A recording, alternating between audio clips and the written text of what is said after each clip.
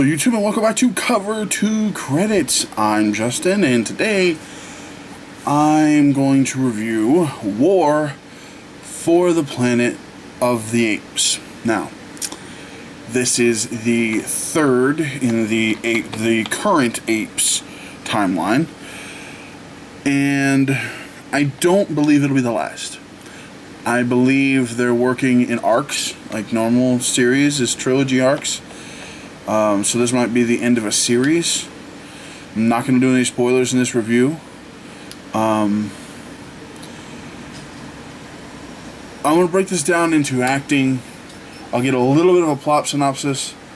First things first, if it's a lot of wind, when your air conditioning goes out, and it's a warm one, you have fans on. So instead of me sitting here cooking, I'm going to have fan running. I hope it doesn't blow out my audio. If so, you probably won't see this video. I'll probably refilm it. So, let's get going. Acting. Andy Serkis leads this cast as usual as Caesar. Now, I have to preface this because if you don't know how these actors film this movie, I have to enlighten you a little. If they're playing an ape, which in this movie there are a lot of, they spend, I think they said 6 weeks going through and learning to move like an ape. Now I know you might think that sounds ridiculous, but if you watch this movie and you see how these characters move, okay, it makes so much more sense, because if it wasn't authentic looking, it would take you out of the movie. They learn to move with what look like miniature crutches for extensions if they're like an orangutan or a gorilla, where they have longer arms and they kind of hand over feet like run. Everybody uses these little extensions so they can do that. And these guys move fluidly, and you would know. I mean, obviously, you know, they don't have apes on the film, but you wouldn't know it when you're watching them move. Now, facially, one of the coolest things they do is they set up a camera literally just about right here facing back, and they cover their face with IR sensitive dots. And then this camera bursts IR infrared light, and it will record facial characteristics and movement. So as someone's having a conversation and they're emoting with their eyes and their face and their nose, it records all of that, and then they can transpose that into the ape's face. There's a really, really cool little ad for Andy Serkis, and for AMC I've seen it, and they start with showing Andy Serkis with the dots on his face and the camera, and he's giving this really intense speech, and then it slowly starts to roll, and then it slowly starts to become Caesar, and by the end of it, it is Caesar talking to the apes, and it's really, really cool to see. That's why I give all these actors super, super kudos, because it can't be easy to do that. No, acting is not easy anyway, but playing a monkey and moving and everything else like that has got to add a whole nother difficulty to acting. Now, Andy Serkis is known for CG work. Gollum, you know what? I want to take a look. I'm cheating because I have IMDb open. Played Supreme Leader Snoke, Caesar before, Gollum in Lord of the Rings. He did some of the movement for King Kong in the past. He's done a lot of voiceover stuff. He's been in a bunch of movies. He played Gollum and Smeagol, like I said, and the Witch King.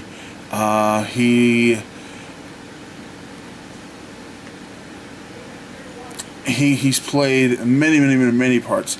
I'm hoping, as a fan of his, he's also going to be playing Ulysses Claw in Black Panther with them, and so he's now in the Marvel universe also. I am hoping sometime he gets the accolades he deserves for what he's done as a CG actor. Now, he is a good actor outside of CG, but the things he's done as Gollum and as Supreme Leader Snoke and as Caesar, to me, should easily warrant him some kind of accolades for that.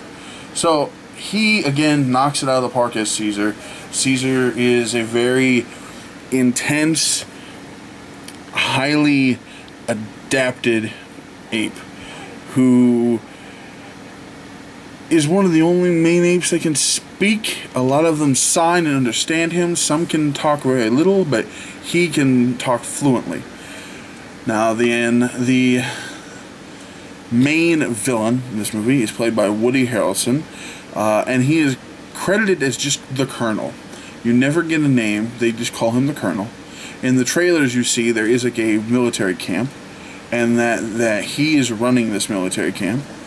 At one point in time, they capture a large portion of apes, including Caesar, and there is a large-scale battle going on where people are getting released and breaking out and fighting, and all kinds of craziness ensues. All of the acting, Woody Harrelson played this part very, very well.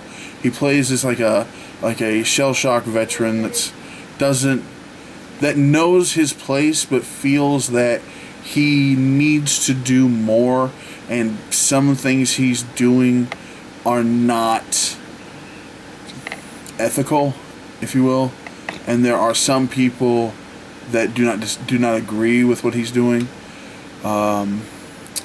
You've got a new character, they call him Bad Ape, played by Steve Zahn. You've seen him in the trailers. He's the one with the vest on, or that can't hold the binoculars correctly. He is very, very interesting. Very, very, very funny. Kind of a new development in the world, if you will. What I mean by that is a non-Caesar's tribe ape they find out in the wild, who had developed speech because of where he was living. He was a zoo monkey that was also was given the serum to make them intelligent, but then was around humans enough that he picked up speech. That hasn't happened before. So that opens up a whole other world of questioning for everyone. You have a lot of other returning characters. Maurice, the orangutan, easily is one of my favorite characters in the series, including this movie. He has a very interesting relationship with the little girl you see in the trailers, whom they name Nova. She plays this in this movie very, very well. Is extremely timid and extremely intense at times, even though it's not like a scary intensity. It's like an intensity of innocence, and she plays the part very, very well for a child. It played great. There's a handful of other actors and actresses in this, and some you'll know the names, some you won't. There are a few flashbacks from old characters. You see Koba, Toby Kebbell in a few scenes. There's an interesting dynamic because in the trailers you see there are apes, gorillas in fact, fighting alongside the humans against the apes and against other things. But come to find out what's going on is the soldiers have basically enslaved apes. They call the specific apes donkeys, and they are the ones that are like the lackeys for the military. That's not the monkeys that were the apes that were with Caesar. The movie is very intense and very, I guess, almost revenge driven and then survival driven. And it is a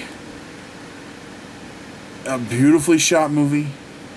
Like there's a scene you've seen in the trailer of 3 apes and are on horseback on the beach, and it's just a beautiful shot. There's no other way to describe it. It's just beautiful cinematography.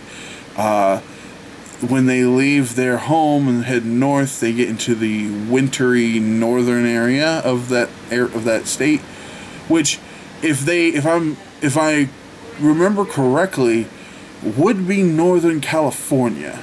If I remember correctly, I could be wrong with that, but I believe the beginning of all of this took place around the San Francisco area. So if they were to leave their home and head north, that would mean the Redwoods / Oregon / that area, roughly. But the winter brings a whole new aspect into things, and that's why you see Bad Ape wearing a jacket. And one thing I have to say about that, there have been people coming out and calling this movie racist. Now, 2 arguments that I've seen for this. One, the fact that that Bad Ape is wearing a puffy vest and a stocking cap. They're calling the entire movie racist. The one person I've seen through different news outlets online, things I've seen them talk about this specific person who's talking about in the trailer and in the poster, you see him wearing that vest. And they're saying they're playing up a stereotype, and they're like, but what? My argument, and this is what the person that the news I was watching also, who stereotypes just like the idea of a jacket? Like, I understand what he's saying, but that seems like such an extreme that you're looking for race baiting that it does not make sense. This movie is not racist, and I'll tell you, to me, a bigger argument could have been the way that it bothered me as someone watching this movie, listening to the humans call the apes donkeys. Especially, the specific apes donkey. I don't know why that bothered me, but it was kind of cringy. Because you feel for them as this is going on. Because some of these, you could tell, it's not something they want to be doing. But they have no other choice. It's literally this or die. The movie begins, and these soldiers are hunting Caesar and his apes. There's a few skirmishes. Caesar decides to spare some soldiers' lives, send them on horseback back to the colonel, telling him the killing must stop. He doesn't want to hear it. Another ambush takes place, thus turning the bloodlust on for Caesar. They decide... There's a decision made for the entire group, all of the apes with Caesar. And once that decision is made, Caesar says, you continue with the plan. I'm going after the colonel. Thus you get the 3 monkeys on the beach on horseback, not with the rest of the group. Craziness ensues. Hit the ground running from there. I don't want to spoil anything.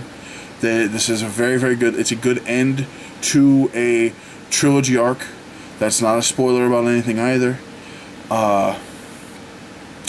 You're still dealing with a little bit of the simian flu that wiped out a large portion of the human race in the second movie. There's still a thing you're dealing with in this movie. I don't think this will be the last of the Planet of the Apes movies, leading up to possibly a connection to the old original Planet of the Apes. I do believe there will be characters that will not continue.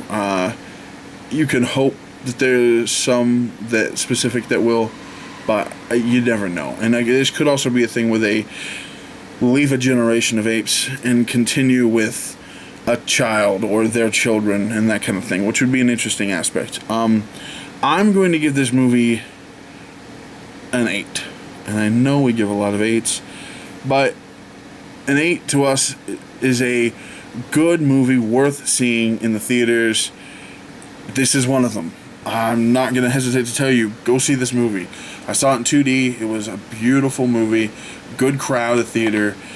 Right now, Rotten Tomatoes has this movie at a 95 tomato meter and an 89 audience meter.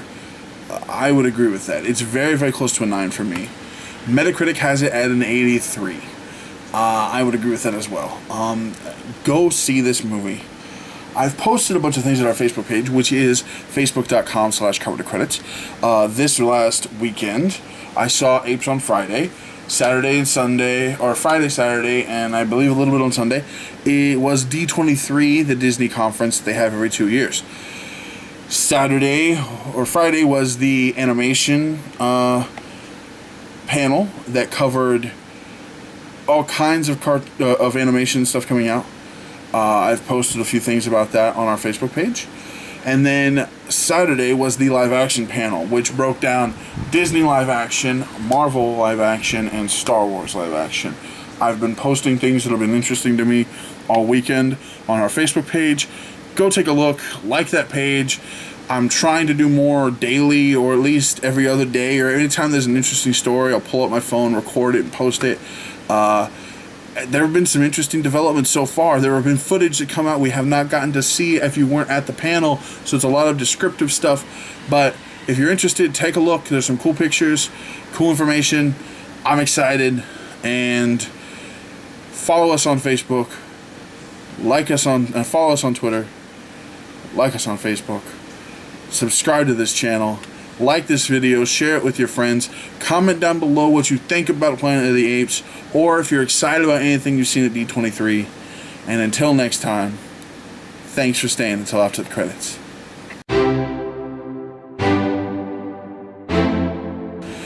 I've posted a bunch of things on our Facebook page, which is